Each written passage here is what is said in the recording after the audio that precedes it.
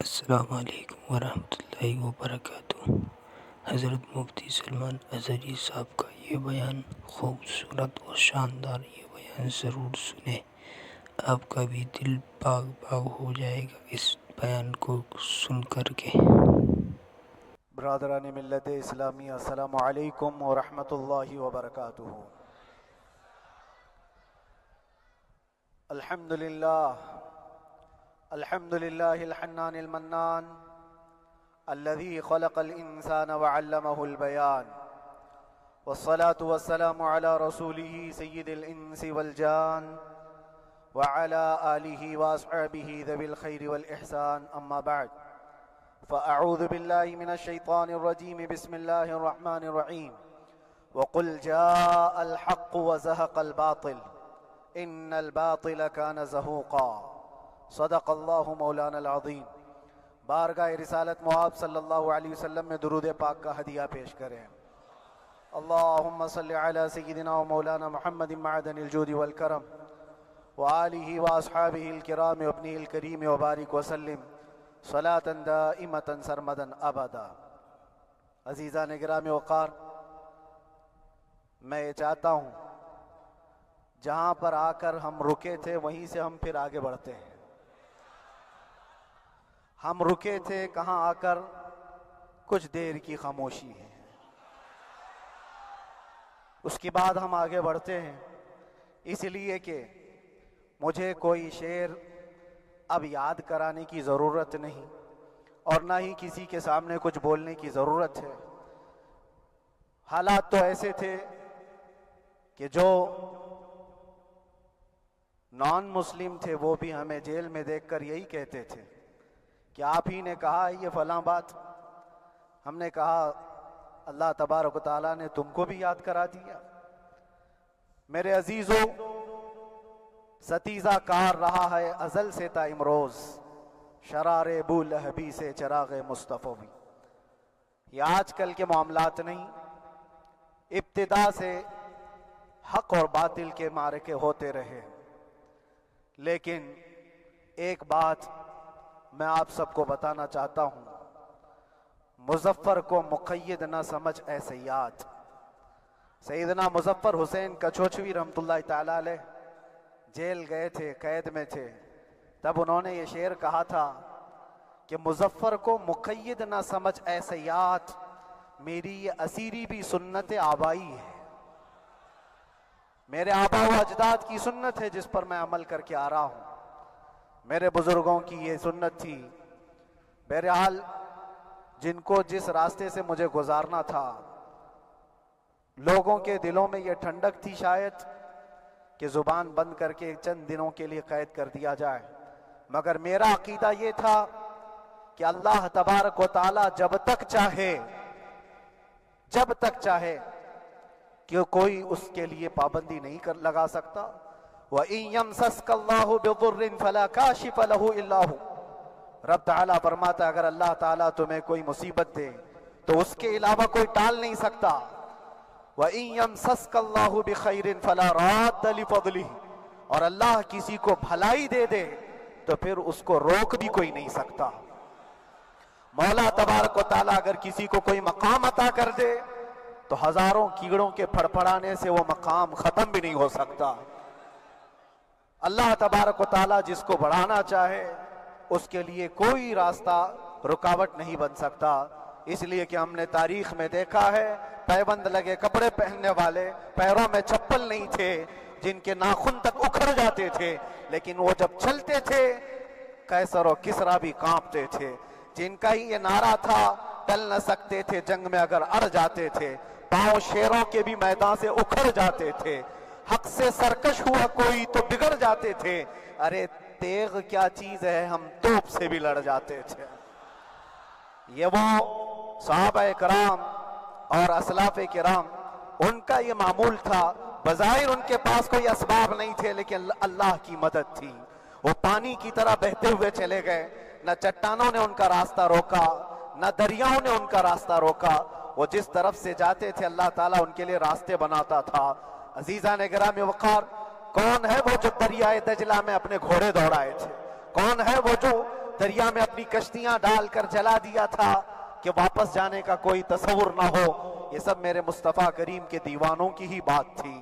اسی لیے آج بھی دنیا گھبراتی ہے تو شانے لوگوں سے نہیں، دیوانوں سے ہی گھبراتی ہے۔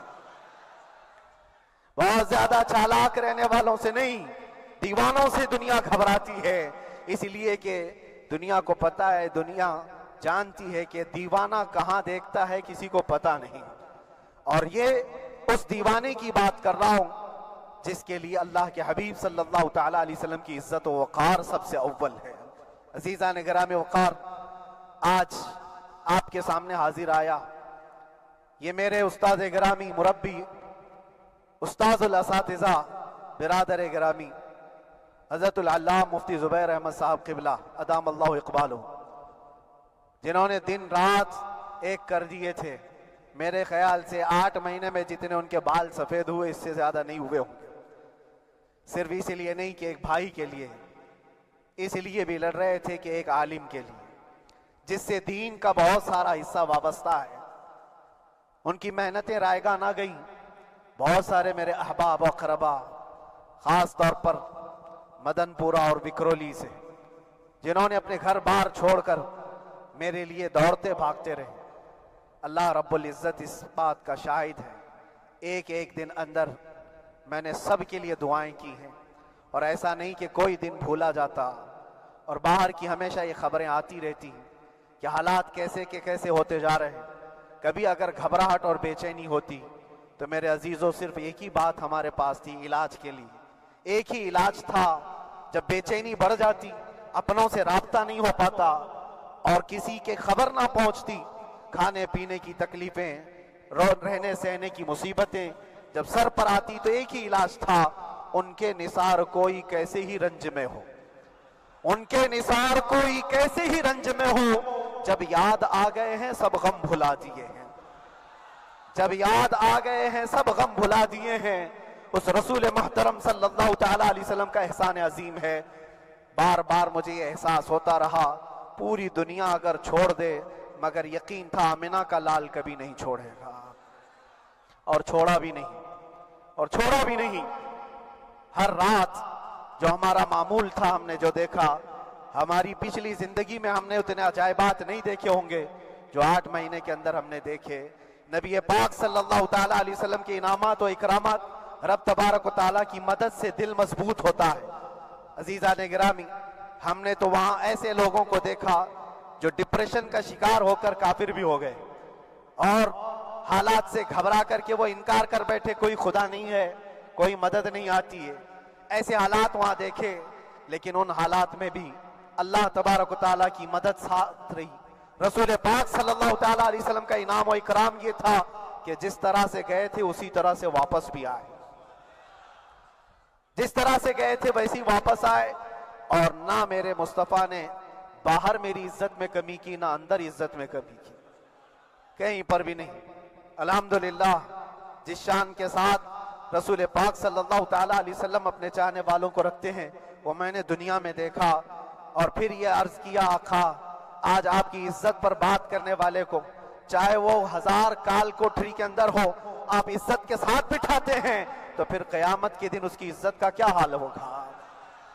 عرش حق ہے مسند رفعت رسول اللہ کی، دیکھنی ہے حشر میں عزت رسول اللہ کی۔ میرے عزیزو، ایک بات کو طے کر کے چلو، انہیں جانا انہیں مانا، نہ رکھا غیر سے کام، للہ الحمد میں دنیا سے مسلمان گیا۔ اس ایک بات میں جو عزت ہے، دنیا کے کسی مقام و منصب اور مرتبے میں عزت نہیں ہے۔ اور حالات دنیا انشاءاللہ میں سناتا رہوں گا۔ اللہ تبارک و تعالیٰ جب تک یہ زبان رکھا ہے، حق بولتے رہیں گے اور سناتے رہیں گے، اور بھی حالات آپ کو انشاءاللہ العزیز آگے سناتے رہیں گے۔ لیکن آج خصوصیت کے ساتھ میں جمعہ کے لیے اسی لیے حاضر آیا کہ یہاں کے لوگ پل پل یاد کرتے رہے۔ حضرت مجھے ہر بار خبر دیتے کہ جب نماز سے فارغ ہو کر کے میں نکلوں تو مجھے لوگ پکڑ لیتے، کیا ہوا، اب کیا خبر ہے؟ تو جس قدر آپ کی بے چینی تھی، بے قراری تھی، میرے عزیزو، مجھے بھی ملنے کی بے چینی اور بے قراری تھی، لیکن یہ ایک سٹیج تھا جس سے گزارا گیا ہے۔ ایک مقام تھا جس سے گزارا گیا، میں تو ایک نکما آدمی، میں تو ایک کم پڑا ہوا ہوں، لیکن آپ کو بزرگان دین کی اگر تاریخ پتہ ہو، امام اعظم ابو حنیفہ رضی اللہ تعالیٰ عنہ جن کو ناحق جیل میں رکھا گیا تھا، امام موسیٰ کاظم رضی اللہ تعالیٰ عنہ 7 سال تک قید میں رہے۔ یہ کون امام موسیٰ کاظم؟ جن کے دربار میں جانے کے لیے غوث اعظم عبد القادر جیلانی رضی اللہ تعالیٰ عنہ 4 کلومیٹر دور اپنی چپل اتار دیا کرتے تھے۔ امام موسیٰ کاظم کا وہ دربار ہے جن کو باب الحوائج کہا جاتا ہے، اس امام کو 7 سال تک بغیر کسی قصور کے قید میں رکھا گیا، اور حد تو یہ ہے کہ اسی قید خانے میں زہر دے کر کے آپ کو مارا گیا ہے، آپ کا جنازہ جیل سے نکلا تھا۔ امام احمد بن حنبل جن کو 5 لاکھ حدیثیں یاد ہیں نبی پاک صلی اللہ تعالیٰ علیہ وسلم کی، بغداد کے سر بازار آپ کو ننگی پیٹھ پر کوڑے مارے گئے۔ آپ کو اندازہ ہے بزرگان دین کی ایک لمبی فہرست ہے۔ جب میں وہاں گیا تھا تو ایک بزرگ کی بڑی یاد آئی، وہ تھے حضرت مجدد الفیسانی رضی اللہ تعالیٰ۔ اکبر جیسے ڈکٹیٹر کے سامنے، اس زمانے کے سب سے بڑے ڈکٹیٹر بادشاہ کے سامنے آپ نے حق بات کا اعلان کیا تھا۔ مجدد الفیسانی رحمت اللہ تعالیٰ علیہ نے فرمایا تھا کہ اسلام نام سے جو دین ہوگا وہ محمد عربی کا لایا ہوا ہی دین ہوگا، کسی اور بادشاہ کا بنایا ہوا نہیں ہوگا۔ اس بات پر آپ کو قید میں ڈالا گیا تھا، 8 سال تک قید میں رکھا گیا۔ 8 سال میں بادشاہ مر بھی گیا، بیٹا بادشاہ بنا، لیکن کسی نے آ کر